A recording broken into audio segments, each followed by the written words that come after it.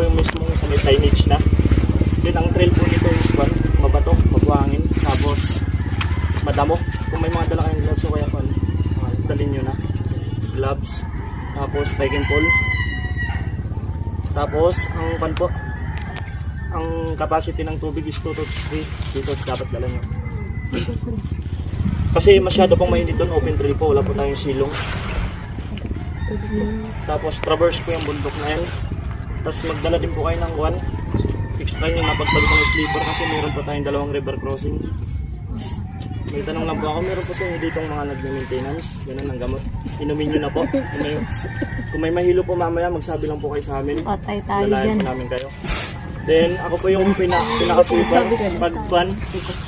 Pag napapagod na po kayo, pwede kayong huminto. Then pag nakita nyo ako, pwede nyo akong tapikin na antayin ko kayo. Kasi ako na po ang pinakalas. Guys, may kasama tayo ibang bana kasi andun nauna na sila. Mamaya mag-group picture tayo sama-sama na lang. Basta pag tinawag na sir tayo yan para pag kasi maraming tao doon. Makamasama kayo sa ibang grupo. Iba na dapat. Maligaw. Si Kuya dyan po yung lead guide natin. Si Lemuel naman yung sweeper siya pinakahuli. Okay?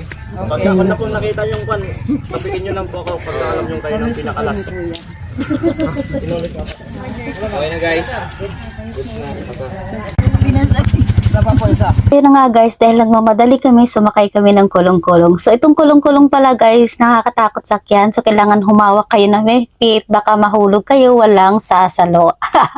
So ayun na nga, malikabok din to, kailangan nyong mag-suot ng mask or kahit mag-shades kayo.